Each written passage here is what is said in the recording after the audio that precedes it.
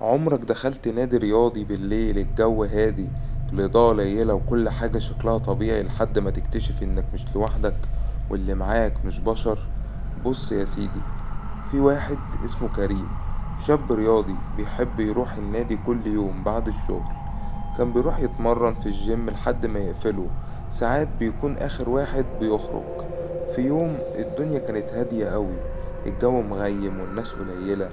كريم خلص تمرينه وراح أوضة الملابس عشان يغير هدومه، وهو بيغير سمع صوت كورة بتترزع في الملعب بره، مع إن الملعب كان فاضي والنور مطفي.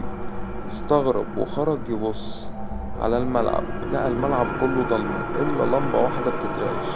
وفجأة شاف حد واقف في نص الملعب، لابس تيشيرت قديم بتاع النادي ووشه مش باين. الراجل مسك الكورة ورماها لكريم، الكورة جت تحت رجله، ولما بص تاني الملعب كان فاضي.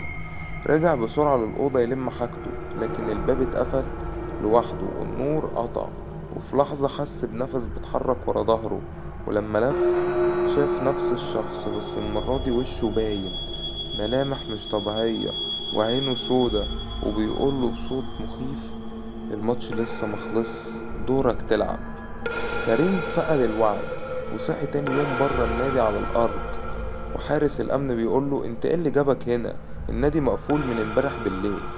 بعد الحادثة دي كريم قرر ما يروحش النادي بالليل تاني، لكن الفضول كان بيقتله. كل يوم كان بيلاقي نفسه بيفكر في الشخص الغريب ده والكورة اللي جت تحت رجله. بعد أسبوع صاحبه ياسر اتصل بيه وقاله: انت سمعت عن اللي حصل في النادي؟ كريم اتوتر وسأله: ايه اللي حصل؟ ياسر رد: في واحد لقوه ميت في الملعب، وشه مشوه وكأنه كان بيصرخ قبل ما يموت.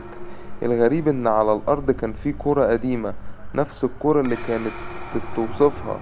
كريم حس ان الموضوع بيتربط ببعضه وقرر يروح النادي عشان يطمن. وهو ماشي في الممر لقى الكرة القديمة محطوطة في نص الطريق.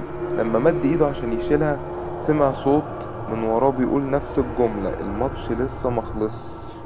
قلبه وقع، ولما لف مفيش حد، لكنه لاحظ ان باب الملعب مفتوح والنور جواه بيترعش.